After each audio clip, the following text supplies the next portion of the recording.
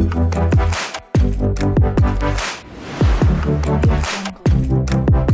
o maior objetivo desse culto. É a comunhão com Deus e com nossos irmãos. Amém? Mais uma quarta. Meu Deus, como Deus tem falado conosco nessas quartas. Mas talvez você não tenha entendido algo ainda que eu entendi quando eu cheguei ali. Qual foi o primeiro tema dessa série de mensagens? Quem lembra aqui? Semente.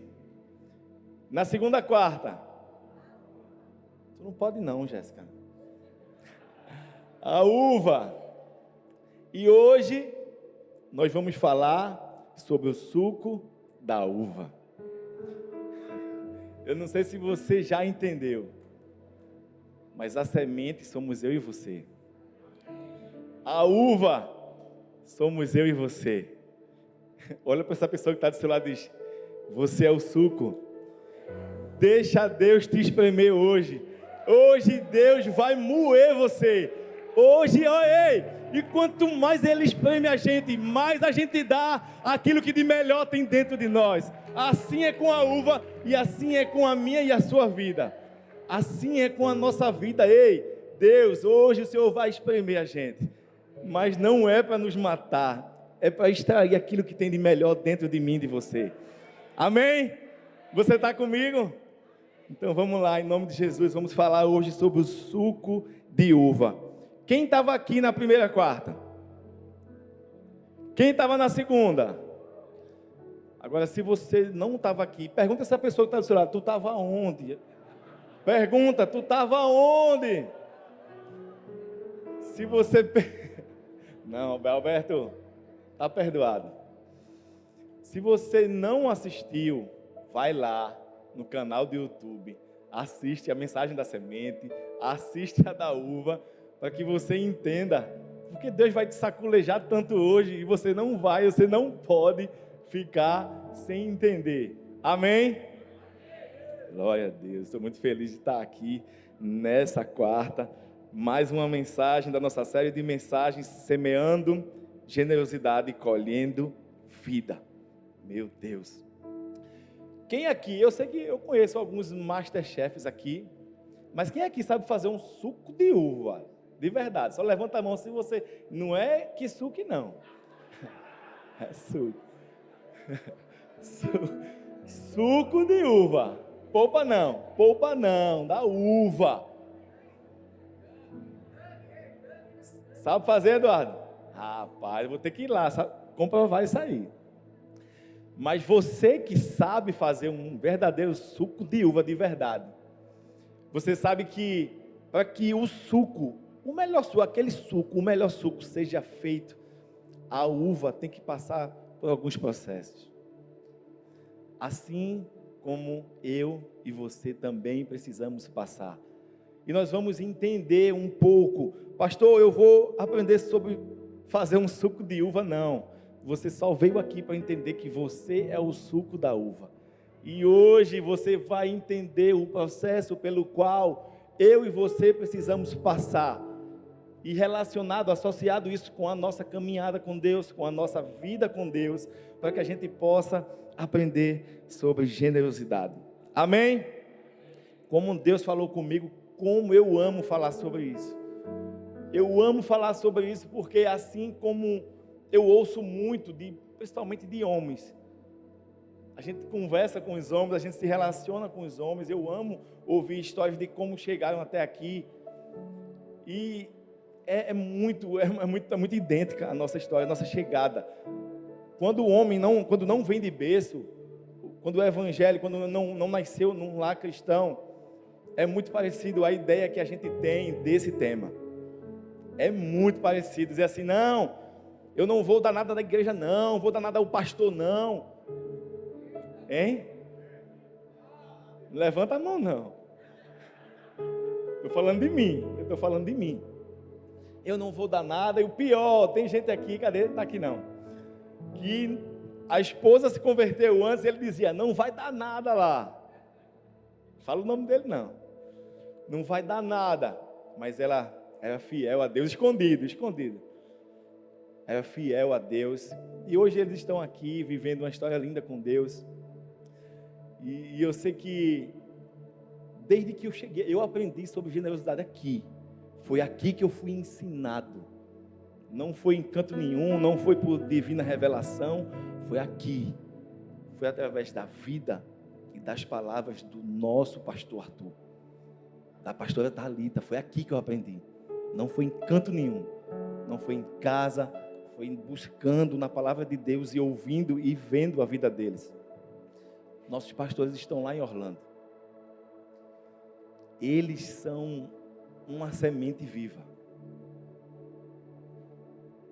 Isso que eles estão fazendo lá naquela cidade, vocês não têm ideia de como está sendo difícil. Vocês sabem o quanto eles amam estar aqui. Quanto eles queriam estar aqui hoje. Vocês sabem. Mas eles entenderam que precisam passar por esse processo. Para que muitos frutos sejam alcançados. Eles estão lá por conta do cumprimento de uma promessa. De Paulista para o mundo. Ele não pediu para ir. Mas foi Deus que o enviou. Com um propósito. E nós estamos aqui.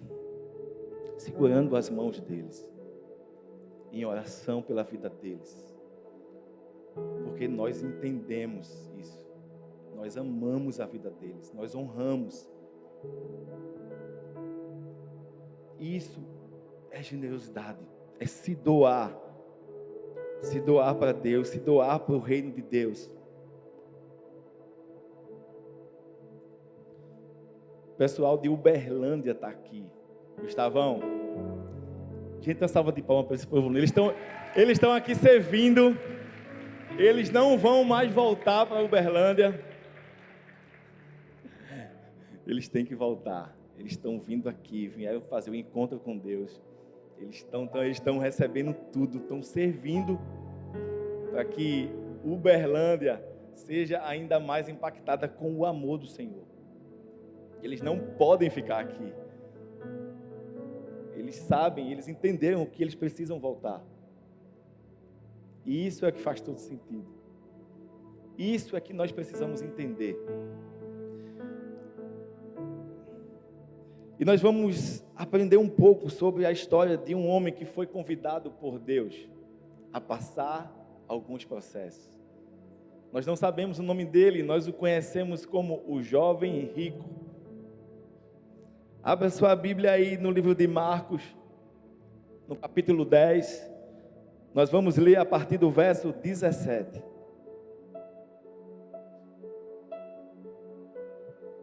Pode ser no celular.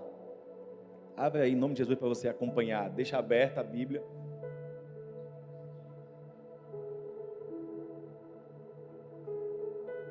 Eu vou tomar o suco, viu?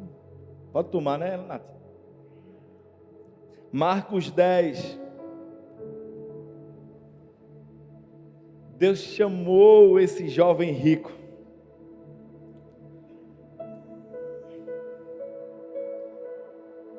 A história dele nós já ouvimos diversas vezes. Esse jovem rico, como nós o conhecemos, era um jovem da alta sociedade, um judeu que tinha posses. Esse texto ele fala que ele tinha muitas posses. E ele chega até Jesus perguntando o que ele precisava fazer para ganhar a salvação, para ganhar a vida eterna. Só que a resposta de Jesus não foi a que ele estava esperando. Porque Jesus identificou qual o impedimento dele. O que estava aprisionando a sua vida, que era justamente o amor às riquezas. E isso é muito forte.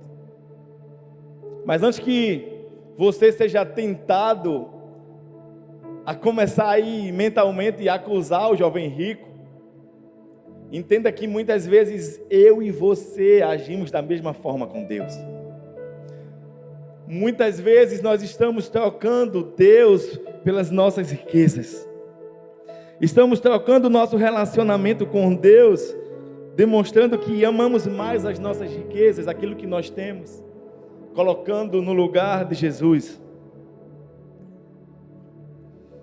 E a história do jovem rico, que está registrada lá em Marcos, do 17 ao 22, fala justamente isso, que esse jovem se chegou e disse: bom mestre, se ajoelhou, se prostrou diante de Jesus e perguntou: o que é que eu tenho que fazer? Jesus disse, falou para ele a respeito dos mandamentos da lei: não matarás, não cometerás adultério, não furtarás, não darás falso testemunho, ama o teu próximo como a ti mesmo, honra o teu pai e tua mãe.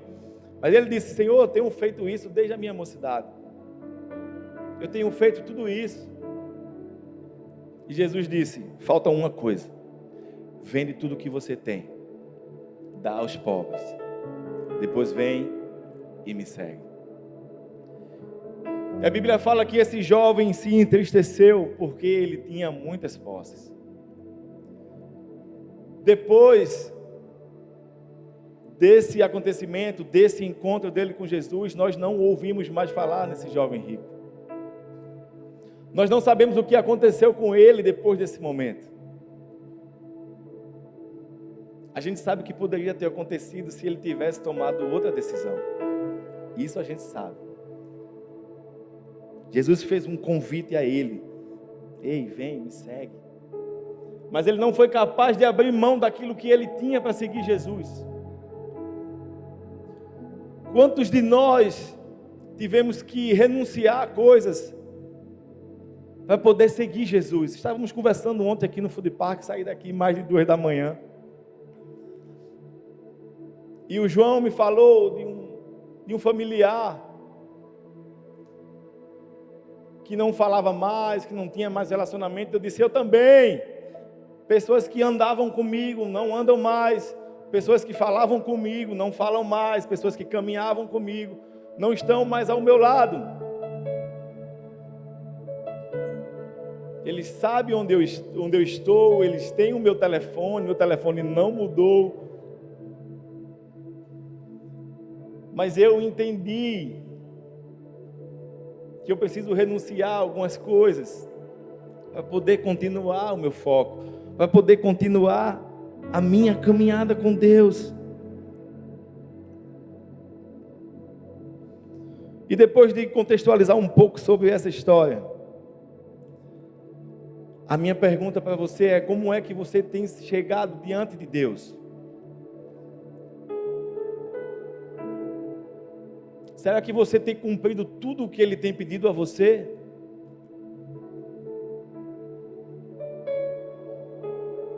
Será que você tem obedecido aquilo que Ele tem pedido a você? Aquilo que Ele tem pedido a mim talvez não seja o mesmo que Ele tem pedido a você. Porque a gente sabe, Jesus não pediu que todo mundo abandonasse as riquezas dele. Jesus sabia exatamente, Ele sabe exatamente o lugar que Ele ocupa no seu coração. E Ele sabia o que Ele precisava pedir àquele jovem rico. Ele sabia aquilo que justamente impedia ele de servir a Jesus, de seguir a Jesus. Mas talvez você não saiba que 99% de obediência é desobediência. 99%, pastor, é desobediência. Porque aquele jovem, ele estava fazendo aparentemente tudo que era necessário se fazer. Eu acho que é até muito difícil fazer tudo aquilo que aquele jovem disse que estava fazendo. Ele cumpria tudo, desde moço, desde a juventude. Ele só não teve coragem de fazer o principal, aquilo que Jesus pediu a ele, de abrir mão daquilo que estava ocupando um lugar que só Jesus pode ocupar. Será que eu e você estamos tendo coragem de ser generosos no reino de Deus, de investir na vida de alguém, de investir na vida de pessoas, financeiramente falando, eu estou dizendo?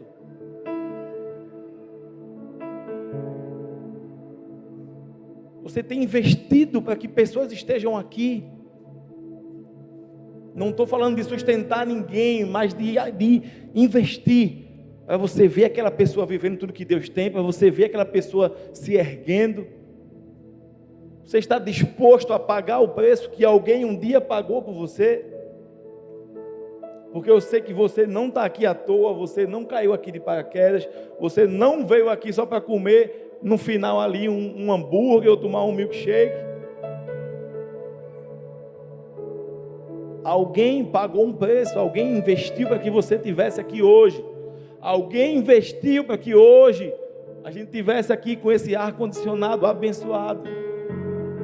Uma cadeira aí acolchoada, fofinha, alguém investiu. Muita gente não sabe o que a gente viveu para chegar até aqui. E eu amo contar essa história. Não foi, meu Deus, como o pastor Arthur é ousado na fé. Porque ser generoso é um ato de fé. A gente precisa ter fé e acreditar que aquilo que a gente está fazendo, que aquilo que a gente está semeando, a nossa generosidade vai resultar em vidas, na colheita de vidas. É sobre isso. É nisso, é nesse lugar que nós estamos investindo as nossas riquezas, os nossos recursos, tudo que nós temos. Se você ainda não estava, Deus está te convidando hoje a mudar. Deus está te convidando hoje, meu irmão, a mudar de rota, a mudar da avareza para a generosidade, a transicionar. Hoje Deus está fazendo esse convite a mim e a você, de transicionar de um tempo de negação para um tempo de doação. Olha para essa pessoa que está do seu lado e pergunta: você está disposto? Você está disposta? Pergunta. Hoje, se a gente não entendia, hoje a gente vai entender que falar sobre isso, viver isso, é sair da zona de conforto, é sair do comodismo. Que muitas vezes nós estamos muito acomodados. Eu tenho certeza que aquele jovem, ele tinha uma vida muito confortável, obrigado. Ele tinha uma vida tranquila, tinha as posses, cumpria tudo que a lei dizia. Era um homem que era bem visto pelas pessoas, porque se ele cumpria tudo como ele está dizendo aqui, ele era um homem bem visto. Tinha uma vida confortável. Mas quando nós precisamos entregar tudo, abrir mão, nós precisamos sair da nossa zona de conforto. Talvez por isso aquele jovem rico tenha se negado, ele tenha se entristecido. E é sobre isso que Jesus estava nos ensinando quando deixou essa palavra aqui para a gente, para mim e para você. Existe uma pesquisa aqui no Brasil que diz que as pessoas ficam em média 9 horas conectadas às redes sociais. 9 horas por dia. Talvez você fale: ah, pastor, é muito. Vamos colocar que você passa em média 3 horas por dia. Sabe quanto isso dá no ano? 1.095 horas. Dividido por 24, 45 dias você perde com o rosto do celular. Por que o senhor está falando isso, pastor? Porque isso é um hábito. Isso é um hábito. Esse mesmo tempo investido em leitura, você seria capaz de ler 18 livros no ano de 200 páginas. Assim como rede social, assim como ler é um hábito, a generosidade também é um hábito. E Deus está nos convidando hoje a mudar os nossos hábitos, mudança de hábito, mudança de comportamento, metanoia, mudança de entendimento. Porque para que eu estivesse vivendo isso hoje, para que eu estivesse falando isso hoje, eu precisei mudar o meu entendimento. Eu precisei mudar o meu pensamento sobre isso. Para que eu pudesse viver, porque não tem como eu falar. A gente fala todo líder no momento que a gente está sentado conversando com ele: ei, não tem como você ensinar, não tem como você falar aquilo que você não vive. Não tem como. Nós precisamos ensinar com a nossa vida. É dessa forma, sem falar nada.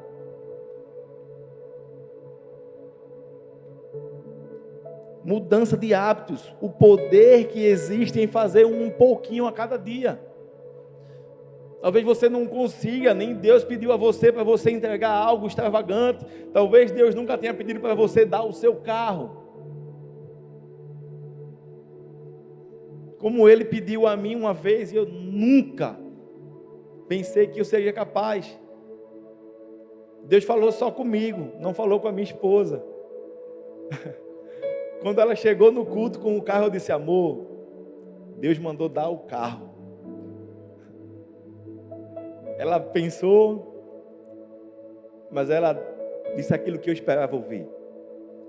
Se Deus mandou, a gente vai obedecer.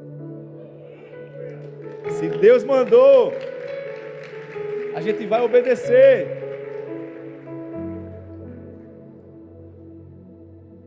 E é um sentimento que é inexplicável. Inexplicável não, porque eu sei que você não tem a ver com valor, não tem a ver com preço.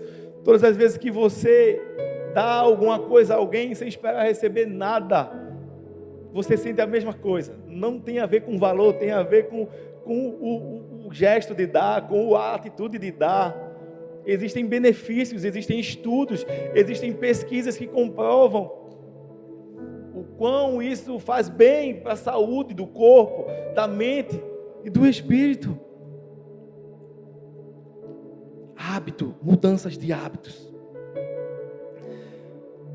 Agora, eu não sei se você já parou para pensar que quando se fala em finanças, quando se fala em dinheiro, em dar, em investir na vida de alguém, a gente começa a lembrar e a focar naquilo que a gente precisa. A gente começa a focar nas nossas necessidades. A gente começa a pensar que aquele recurso vai nos faltar. É ou não é? Todas as vezes que você é convidado a dar, não por ninguém, mas porque você sabe que a pessoa está precisando, fica aquela luta dentro de você com você mesmo.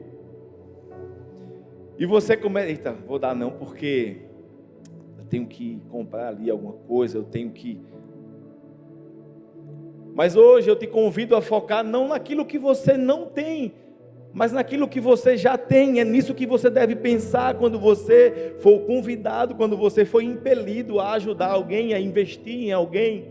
Foca naquilo que você já tem, porque Deus nunca vai te pedir algo que você não tenha. Todas as vezes que Deus te pedir algo, é algo que você já tem. E algo que não vai fazer falta a você. Não vai faltar.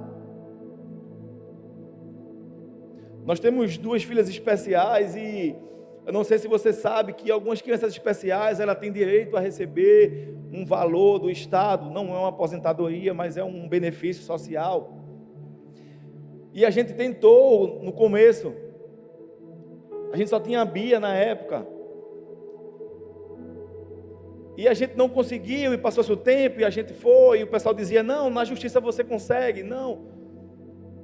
Resumindo, a gente não conseguiu, mas as pessoas começaram a trazer algumas propostas. Eu conheço pessoas que recebem, eu conheço pessoas que ganham mais do que você e recebem. Só que elas começavam a dizer: você tem que fazer alguma coisa errada. Eu dizia: ei, a gente é crente, esse dinheiro não vai fazer falta, e na verdade nunca fez.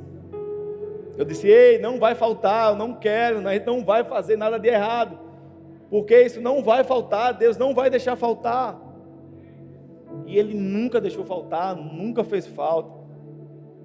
É um direito dela, se vier bênção, eu recebo, mas eu não vou fazer nada de errado, eu não vou negociar os meus princípios e os meus valores, por nada, eu não vou me corromper, por nada. Ei, o que Deus está querendo dizer a você é que, ei, buscar em primeiro lugar o reino de Deus e a sua justiça.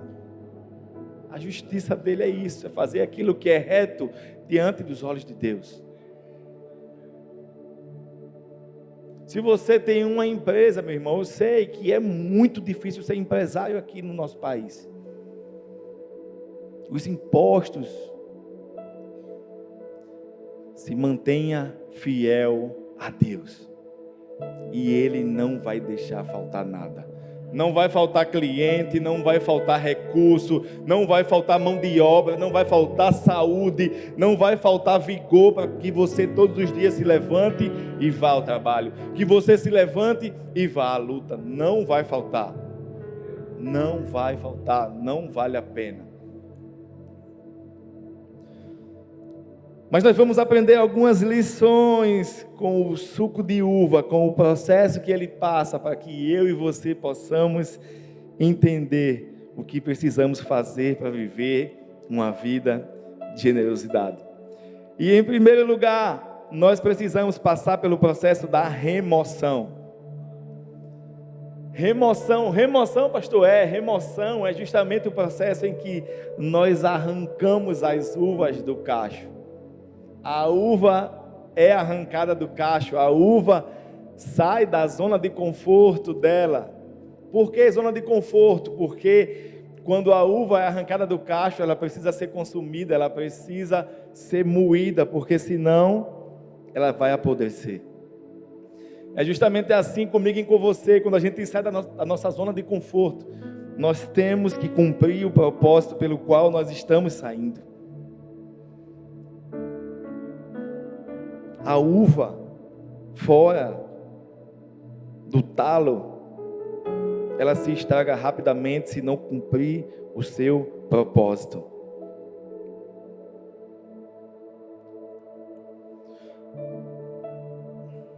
E essa história justamente começa quando esse homem, esse jovem rico, chega diante de Jesus e pergunta: o que é que ele precisa fazer? Mas Jesus percebeu que ele chamou de bom mestre. Quando ele se aproximou, ele disse: bom mestre. Jesus: por que me chamas bom? Porque bom só tem um, que é Deus. E ele chega diante de Jesus, talvez porque ele era um homem que cumpria a lei, um jovem rico. E ele chega com esse ar de humildade, se prostrando, mas ele chama bom mestre. Uma saudação farisaica da época. Mas Jesus corrige e diz: ei, bom só tem um, que é Deus. E muitas vezes eu e você nos achegamos diante de Deus da mesma forma, com esse ar de perfeição, de que está tudo bem com a nossa vida. Como eu falei, esse jovem era até bem visto pelas pessoas, mas o que talvez as pessoas não soubessem é que ele tinha isso, essa avareza dentro do seu coração. As pessoas viam ele e diziam: ele é perfeito, ele tem recursos, ele cumpre a lei, ele cumpre todos os mandamentos. Muitas vezes assim somos eu e você. Aparentamos ser perfeitos, aparentamos uma vida de santidade que muitas vezes não temos. Deus, ele nunca pediu a mim e a você perfeição, porque ele sabe que nós não somos perfeitos. Ele sabe que nós somos falhos, e que é justamente na nossa fraqueza em que o poder dele é aperfeiçoado. Ele sabe, ele não pede isso a mim e a você. Nós não sabemos, a Bíblia não fala qual a intenção do coração do jovem rico ao se aproximar. Aquele homem que aparentemente tinha uma vida perfeita, que visto de fora tinha uma vida perfeita, que aos olhos das pessoas vivia uma vida perfeita, mas por dentro muitas vezes estamos presos a coisas superficiais, futilidades. Muitas vezes tem nos impedido de nos relacionarmos com Deus, de nos relacionarmos com as pessoas. Coisas fúteis, nós temos nos apegado a isso.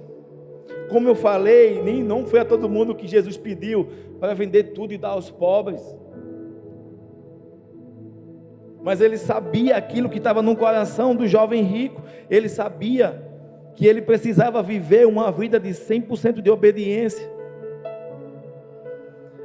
E nós precisamos começar justamente por isso, pela generosidade. A Bíblia incentiva a generosidade. A vida de Jesus é o maior exemplo de generosidade. Jesus se doava 100% pelas pessoas aonde ele chegava. Ele doava a sua vida, doava os seus recursos. Ei, Jesus, ele tinha recursos, tanto que ele tinha uma pessoa, um discípulo, somente para administrar as finanças. E a Bíblia ainda fala que esse discípulo, que era Judas, roubava constantemente, mas não faltava. Então ele tinha recursos, sim. Uma pessoa só para administrar, e essa pessoa roubava e não faltava, então ele tinha. Então o problema não é ter o recurso, o problema é justamente o recurso ter você. E era justamente isso que Jesus sabia, que o jovem rico, ele não tinha riqueza, a riqueza que o tinha, a riqueza que dominava o seu coração. E a verdadeira generosidade é uma característica de quem entendeu, de quem ama a Deus, de quem é grato por tudo que Ele fez. Só quem é generoso é alguém que tem gratidão no seu coração, por tudo que Ele tem nos dado, por tudo que Ele tem feito.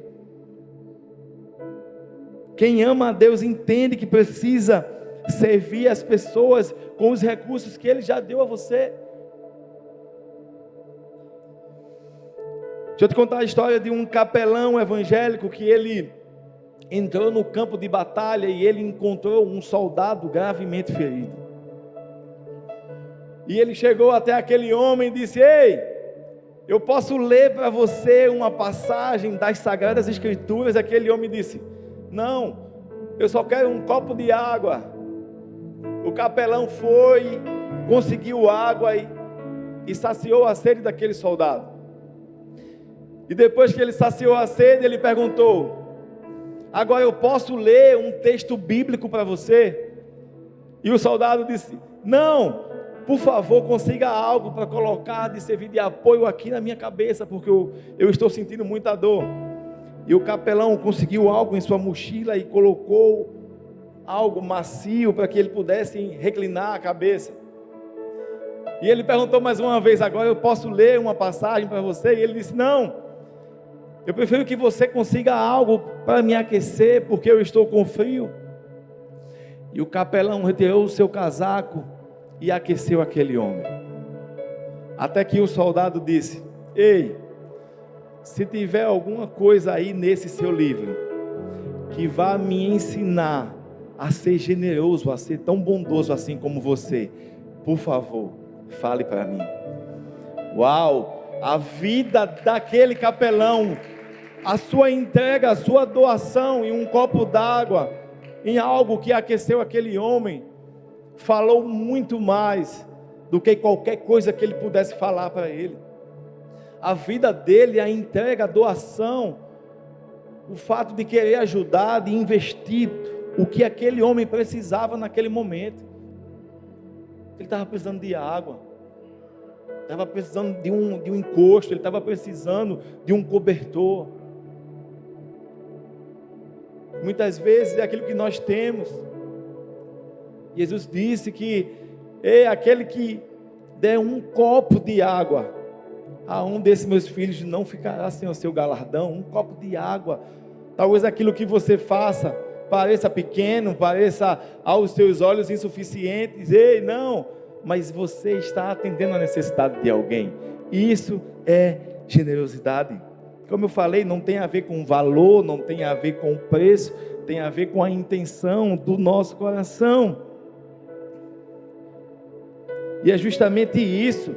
A Bíblia nos incentiva a sermos generosos de forma voluntária, se doando, sem esperar nada em troca. Sem esperar nada. Precisamos exercitar a nossa fé. Nessa série de mensagens, esse tem sido o estudo que nós estamos estudando na célula. E Deus tem falado muito na célula. Nós temos ouvido testemunhos na célula a respeito disso. E na sexta passada, eu ouvi um testemunho de uma moça lá da célula, chamada Raquel, que ao final da lição ela disse: eu posso falar? Ela estava com os olhos cheios de lágrimas e ela disse que há 10 anos atrás aconteceu uma situação com ela que marcou a vida dela. Há 10 anos, e ela estava com os olhos cheios de lágrimas. E ela falou que estava muito cansada do trabalho, num certo dia, estava na parada de ônibus, lotada. Me passou um homem, um mendigo. E todo mundo já começou a olhar de lado, já começou a guardar, a colocar a bolsa, a guardar o celular. E ela ficou observando aquele mendigo, olhando, e Deus moveu o coração dela para ajudá-lo de alguma forma. Só que ele ainda estava distante. Mas aquele desejo já estava no seu coração. De repente aquele homem sai de onde ele estava e senta do lado dela. As pessoas começaram a se afastar. E ela começou a conversar. Ela disse que deu um sorriso. Ela deu um sorriso. E perguntou: tudo bem? Ele disse: tudo. Ela perguntou o nome dele. Ela começou a puxar a conversa com ele. E estava perto de chegar o ônibus. E ela perguntou: o senhor está com fome? Ele disse: eu estou com fome. O senhor aceita eu lhe dar 10 reais para o senhor comprar alguma coisa? Ele disse: eu aceito. E ela deu, ela pegou na sua bolsa e deu a ele.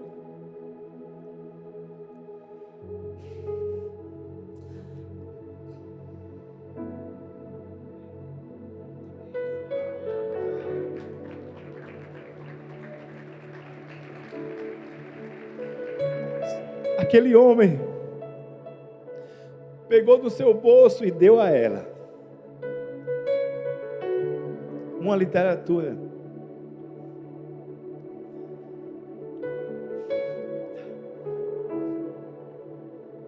E foi a resposta de Deus que ela estava esperando há muito tempo. Deus falou com ela. E a generosidade dela, aquilo que ela deu, a simplicidade, gente, não tem a ver com valor. Aquilo que ela recebeu valia muito mais, dinheiro nenhum podia pagar. Aquilo que ela recebeu daquele homem, ela subiu no ônibus e chorou até chegar em casa. E 10 anos depois, ela ainda se emociona ao contar isso. A generosidade tem o poder de marcar a nossa vida. Eu não sei há quantos anos exatamente, assim como ela, eu não lembro nem o que eu fiz ontem. Mas há um tempo a gente estudou sobre isso na célula, por isso que eu disse, eu aprendi sobre isso aqui. E tem um texto que eu nunca mais eu esqueci. Provérbios 11, 25. E diz assim que o generoso prosperará. Aquele que dá de beber também será descedentado. E aquela palavra da célula falava justamente sobre isso, sobre dar sem esperar receber nada. E eu disse: meu Deus, eu me desafiei a fazer aquilo, eu me desafiei a viver aquilo. No dia seguinte, eu estava lá no trabalho, lá tinha uma cantina. E tinha um irmão lá, meu irmão, onde eu encontro ele. Ele é analfabeto de pai e mãe, mas só fala de Jesus. Ele só sabe ler a Bíblia. Ele fala de Jesus o tempo todo. Ele está varrendo o chão e eu passo do lado dele. Ele está falando com o outro que estava afastado dos caminhos do Senhor. E ele: não, meu irmão, não, mas tu viu quando Josué, e quando ele só fala de Jesus o tempo todo. Eu fiz um lanche. E quando eu ia saindo, ele chegou para pedir um lanche também. E eu disse: eu vou pagar o lanche dele. Aí paguei o lanche dele. Ele agradeceu. Ele estava muito feliz. E eu nunca vi ele reclamando de nada da vida. E ele agradeceu pelo lanche. E eu saí. Só que naquele dia era o aniversário da minha filha do meio. E a demora foi eu sair de onde eu estava. Acho que uns 10 minutos depois, eu recebi uma ligação. E a pessoa que ligou perguntou assim: e aí, hoje é o aniversário de Bia? Eu disse: é. Vai ter festa? Eu disse: não vai ter festa. Vai comprar um bolinho da casa do bolo, né? Mas vai ter bolo. E aquela pessoa disse, só que não, eu já encomendei todo o kit de festa. Vai ter festa para mim assim hoje. Meu Deus! Nunca mais eu esqueci. Eu não sei quantos anos fazem, mas eu nunca mais esqueci desse momento. E cada dia eu tento viver isso, gente, com pequenas coisas. E eu desafiei todo mundo da célula a fazer na vida de alguém. Você vai dar um sorriso, você vai dar um abraço, você vai dar alguma coisa a alguém. E eu quero ouvir o testemunho na próxima célula. E eu quero ouvir, se prepare para dar testemunho. Se prepare, ei, não importa, não é o valor, não importa. Faça isso na vida de alguém. Dê algo a alguém ainda hoje. E você vai ver o que Deus vai fazer na sua vida. Meu irmão, é a motivação, não é esperando nada. É o simples fato de você entender isso.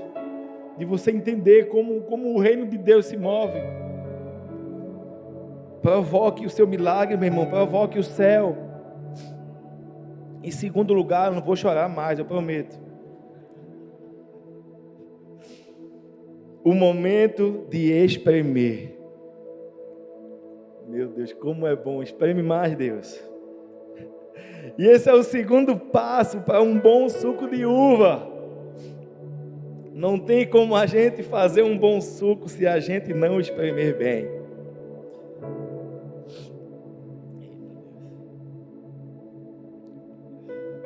E quando a gente está falando sobre isso, a gente está falando de sacrifício. Fazer um sacrifício para Deus. De sacrificar a nossa vida, de sacrificar aquilo que nós temos de melhor. O nosso tempo. Hoje você está aqui, você está sacrificando o seu tempo. Eu falei no culto dos homens aqui que o relacionamento com Deus é baseado nisso, em uma escolha. Ele te ama tanto que deixa você escolher. Você podia estar em qualquer lugar, mas você escolheu estar aqui nessa noite. Você escolheu vir à casa dele numa quarta-feira. Não sei se você passou o dia trabalhando, se você passou o dia dormindo, mas você escolheu estar aqui. Assim é o relacionamento com Deus. Nós precisamos escolher sermos generosos. Nosso relacionamento com Ele é baseado em escolhas. Precisamos escolher sacrificar algo. Sempre que você escolher permanecer no caminho do Senhor, você vai ter que sacrificar algo. Você vai ter que sacrificar algo. E o que Jesus estava ensinando, entenda, Jesus não estava ensinando com esse texto que nós precisamos pagar pela salvação, porque não tem nada que a gente possa fazer, é pela graça, mediante a fé. E isso não vem da gente, não tem nada que a gente possa fazer, a gente não pode comprar nossa salvação. Então Jesus não está dizendo isso. Não importa o quanto você já deu para Deus, não importa o quanto você já serviu, não importa se você vier para cá todo dia, como eu estava aqui segunda, eu estava domingo, eu estava ontem, teve ensaio, não importa, meu irmão, é pela graça de Deus. E a generosidade é justamente isso, é a graça de Deus. A generosidade é aquilo que é externado, é a graça externa, revelada. É quando a gente doa, quando a gente entende, meu irmão, ei, não tem nada a ver, não entenda isso, ei, eu vou pagar, eu vou dar minha casa, eu vou dar, não importa, você não tem como comprar Deus. E esse processo que nós estamos falando de espremer, de ser esmagado, é justamente nessa fase que nós entendemos, porque a generosidade, ela é aprendida justamente não é na prosperidade, é na adversidade que nós aprendemos. Não é quando está tudo bem que eu vou dar o meu melhor, não é. É justamente na adversidade que a gente aprende sobre isso. Quando você acha que você não tem nada para dar, que você não pode dar nada, é aí que Deus quer provar o seu coração. É aí que Deus quer conhecer o seu coração. E quantos sacrifícios nós temos feito para Deus na vida das pessoas. Nós somos uma igreja que ama investir em pessoas. Nós vimos aqui na Blitz do Amor, todo culto é isso. Sempre tem visitantes aqui visitando. Por quê? Porque nós entendemos isso. Faz parte do nosso DNA investir em pessoas, convidar pessoas, amar pessoas, porque a gente sabe que não pode ficar só na gente. Aquilo que eu vim, que eu recebi aqui, que eu vivi aqui, que eu aprendi aqui, eu quero que também aconteça na vida das pessoas. Não pode ficar só em mim e você. Aquele encontro com Deus não pode ficar só em vocês. E eu sei que vocês ficaram até 7 da manhã conversando ali, do domingo para a segunda, porque eles sabem que quando chegar lá, eles só vão poder dizer uma coisa: é tremendo. Porque justamente isso, não pode ficar só neles. Uma coisa que o Gustavão está ligado aí, que eu vi aqui ele falando. Ele disse: eu ganhei um reforço. Foi justamente isso, Uberlândia. Não tem mais para onde correr, o amor já invadiu aí essa cidade. Se prepara que está chegando aí um exército. Meu Deus. E não vai ficar só neles, e não vai ficar só em vocês. Tem muita vida aí para ser ganha através da nossa generosidade, meu irmão. Vidas têm sido alcançadas. Uma semente que você tem lançado, você entende, você consegue dimensionar que pessoas estão sendo alcançadas nos Estados Unidos por conta da sua semente, por conta da sua fidelidade a Deus. Você já parou para imaginar? Tem muita coisa que o pastor Vitor Hugo, quem estava aqui no culto do pastor Vitor Hugo, que ele falou naquele culto, que eu estou começando a entender hoje.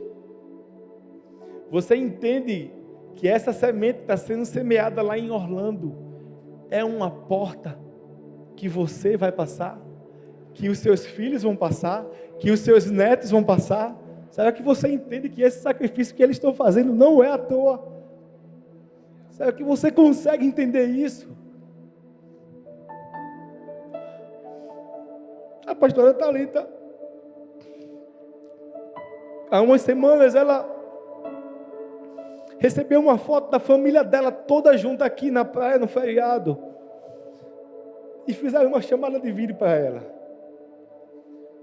E por mais que ela estivesse feliz, por mais que ela estivesse tentando se divertir lá nesse dia, ela não conseguiu esconder as lágrimas, ela não conseguiu falar o quanto estava difícil.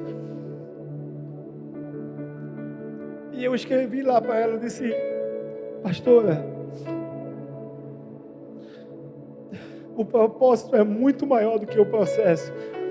O propósito é muito maior do que o processo. Continua firme, porque a gente está aqui. A gente está segurando as mãos de vocês. Continuem firmes aí. Não é fácil, eles estão lá por conta de mim e de você. Eles estão lá porque existe uma multidão. São vidas. Tudo que a gente faz são por pessoas. Nós amamos pessoas, nós amamos servir pessoas. Me desculpa, mas não tem como a gente não amar vidas. Não tem como você chegar aqui, você chegar numa célula, você vai para uma célula e você vai ver o que eu estou falando. Não tem como você não ser contagiado por esse amor. Não tem como. Se você não está numa célula, vá para uma célula. Ontem o pastor David Leonardo estava aqui, meu irmão. As pessoas estão sedentas por Jesus. Ele não tinha nem começado, ele fez uma pergunta, que eu vou fazer daqui a pouco. Mas foi algo muito forte que a gente viveu. Eu não sei se você estava aqui ontem, eu não sei se você nunca tinha vindo na Igreja do Amor, e você chegou aqui ontem e você não entendeu nada que estava acontecendo. Mas é algo muito forte. Deixa eu te dizer uma coisa, Jesus está voltando e a gente não pode perder tempo. A gente não pode perder a oportunidade. Não é sobre aquilo que a gente tem, porque não adianta guardar tudo, porque a gente não vai ficar, a gente não vai levar. Mas as vidas que a gente alcançar com os nossos recursos, esses vão com a gente. Esses vão. Que foi aonde, amor, que a gente está? Na Zona Sul. A gente andou tanto que eu nem lembrava. No momento da transição, lá na Zona Sul, no domingo passado, retrasado, não sei que eu estava lá. Fabi subiu, cheio do Espírito Santo, fez algumas perguntas que eu disse, meu Deus, eu vou subir, eu vou falar o que mais ali? E uma das perguntas dela foi, se Jesus perguntasse a você, o que você tem nas mãos? O que você tem nas mãos? Ele não está querendo saber quanto você tem na sua conta, meu irmão. Ele está querendo saber, amigo, com quem você vai chegar lá. Cadê as vidas que eu te dei para você cuidar? Cadê as vidas, meu irmão? Cadê? Você desistiu? Aquele que saiu falando mal de você, você desistiu ou você foi atrás dele quando eu mandei? Porque não tem, irmão, quando a gente ama servir pessoas, a gente deixa o nosso orgulho de lado, a gente deixa o nosso ego de lado, porque não tem nada a ver comigo e com você. Não tem nada a ver com a gente, meu irmão. Dia 27, 28 e 29 vai ter a maior celebração de células de todos os tempos aqui. Se você não sabia, fica sabendo e convida somente todo mundo, porque vai ser, tudo que a gente faz aqui é intencional. Aquela pessoa da sua célula que ainda não se entregou a Jesus, vai se entregar na conferência de células. Aquele seu familiar, seu esposo, sua esposa, seu filho, vai ser liberto das drogas aqui, na celebração de células. Tudo que a gente faz é intencional, tudo. Já começa na quarta, que o pastor Arthur vai estar aqui. Só termina no domingo, no culto das 7:30 da noite. Eu acho que você não entendeu, meu irmão. Tudo que a gente faz aqui é intencional.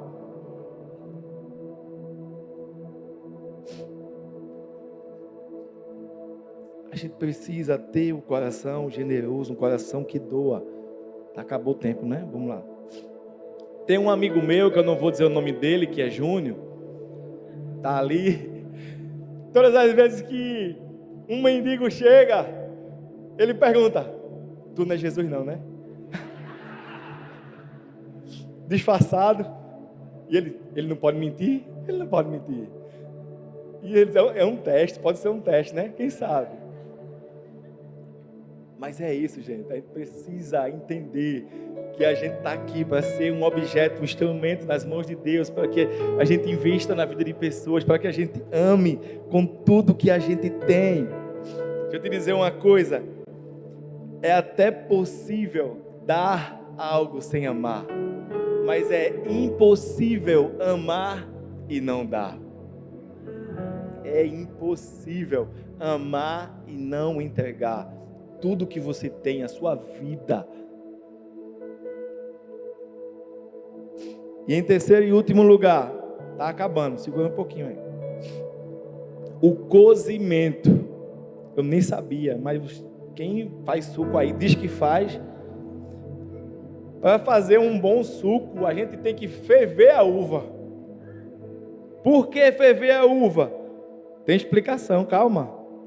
Para que ela não oxide, para que não apodreça rápido, para que o suco dure mais tempo, apesar que a gente toma rapidinho lá em casa, né, amor? 5, não dá nem tempo, não precisa nem ferver. Eu nunca vi ela ferver uva lá em casa. E foi justamente isso. Quando a gente fala de cozimento, quando a gente fala de fogo, a gente está falando mais uma vez sobre sacrifício.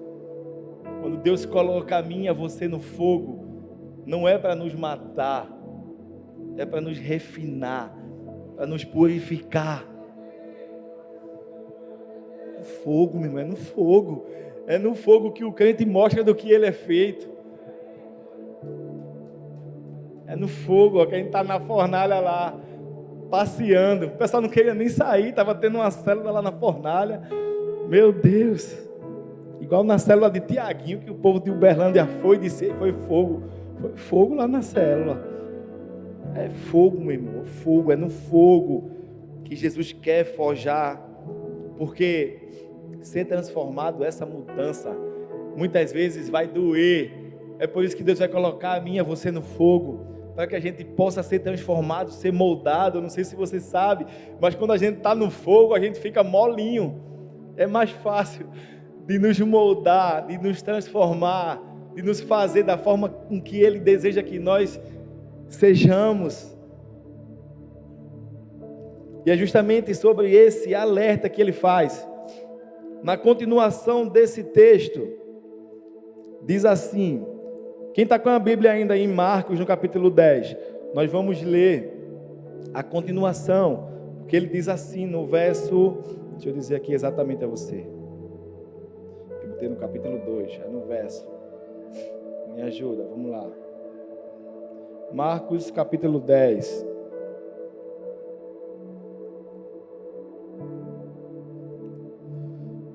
e Jesus, ele olhando para os seus discípulos em redor, ele disse, quão dificilmente entrarão no reino de Deus os que têm riquezas. E os discípulos ficaram admirados com essas palavras, tornando a falar, ele disse, filhos, quão difícil é para os que confiam nas riquezas entrar no reino de Deus. É mais fácil passar um camelo pelo fundo de uma agulha do que entrar um rico no reino de Deus. E eles ficavam ainda mais admirados, os discípulos ficaram admirados com esse discurso. E eles fizeram uma pergunta: e nós, que deixamos tudo e te seguimos? E eles fizeram outra pergunta: quem poderá, pois, salvar-se? Jesus olhou para eles e disse, para o homem é impossível, mas para Deus todas as coisas são possíveis.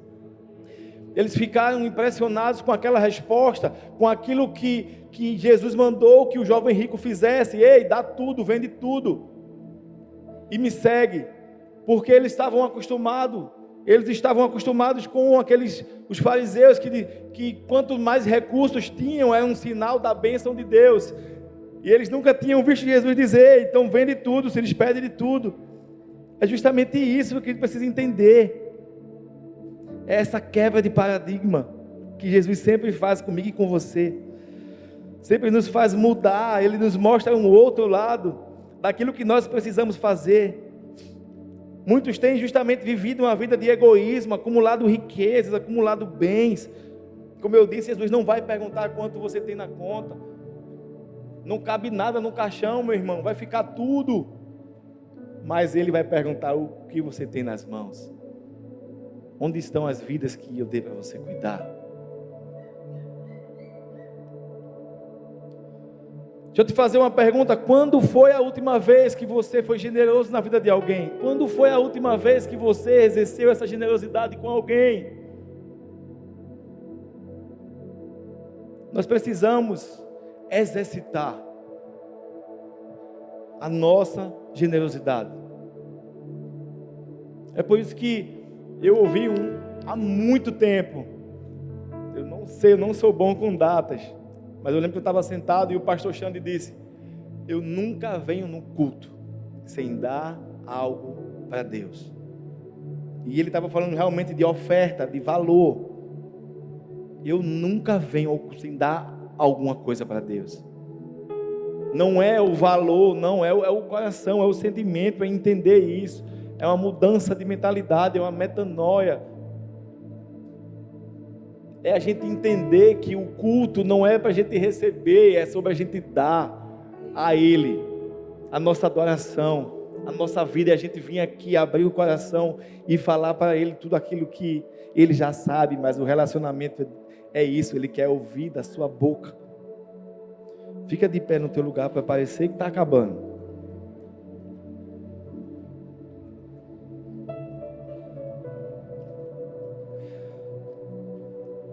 Como eu falei lá no começo, quantas pessoas não chegaram até aqui? Quantas vidas não foram atraídas até esse lugar? Por conta da sua fidelidade, por conta da sua generosidade. O pessoal de Uberlândia, vocês fizeram a tour hoje, João? Conseguiram fazer a tour? Não conseguiu, mas eles estavam com desejo de conhecer os locais por onde nós passamos, a caixa d'água. Se você que é daqui, nunca teve o desejo, a curiosidade, se você não estava lá no começo, o pessoal veio de Uberlândia e estava querendo conhecer, Eu disse a eles, não precisa nem ir na caixa d'água. Se você for no Alta Unção hoje, tem muita gente que passa por lá todos os dias que está aqui. Humanamente falando, é impossível de viver aquilo que a gente viveu naquele lugar. Se você passar hoje e olhar, não tinha como a gente viver o que a gente viveu ali. Não tinha como a gente alcançar a quantidade de vidas que Deus alcançou naquele lugar. Através da minha e da sua generosidade, através da minha e da sua vida, através da minha e da sua oferta, através da minha e da sua entrega. Não tinha como a gente estar aqui. Meu Deus, não tinha. Quem chega aqui acha que foram uns milhões, ainda não, a gente recebe, em nome de Jesus. Não, meu irmão, foi muita água no sinal. Foi muita feijoada que a gente vendeu e a gente vai vender mais. Sabe quando é que a gente vai parar de fazer isso?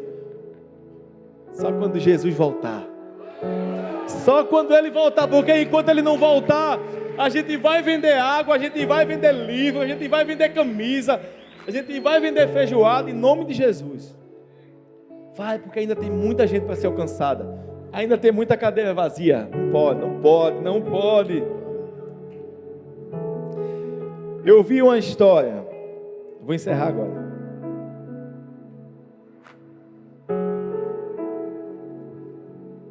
De um fazendeiro que despertou a curiosidade nos seus amigos. Por quê? Porque os amigos deles olhavam e diziam: ei, não tem como é que esse cara, ele sempre dá mais do que a gente, ele sempre oferta mais do que a gente, ele sempre nos abençoa tanto. E parece que quanto mais ele dá, mais ele tem. Como é possível? Mas sempre tem que ter um. Tem que ter um para perguntar, né? Normalmente eu sou esse. Normalmente eu sou esse que pergunta aquilo que ninguém quer perguntar. E um dos amigos chegou para ele e perguntou: ei, a gente não consegue entender você. E ele ficou sem entender. Ele: como assim? Todas as vezes você dá mais, você sempre está oferecendo mais. Ele disse: isso é muito fácil de explicar. Eu continuo usando a minha pá para jogar o que eu tenho no depósito de Deus. E Deus continua usando a pá dele para jogar de volta no meu depósito. Ei, só que tem um detalhe: a pá dele é muito maior do que a nossa. A pá dele é muito maior, meu irmão. Não tem como a gente ganhar de Deus, não dá. Não tem como. E nós precisamos entender uma coisa: Ele deu tudo o que Ele tinha por mim e por você. Então não tem como nós não termos do nosso DNA o desejo de dar, o desejo de entregar tudo para Ele. Ei, a forma que Ele encontrou de dizer: ei, eu te amo, foi entregando a sua vida por mim e por você.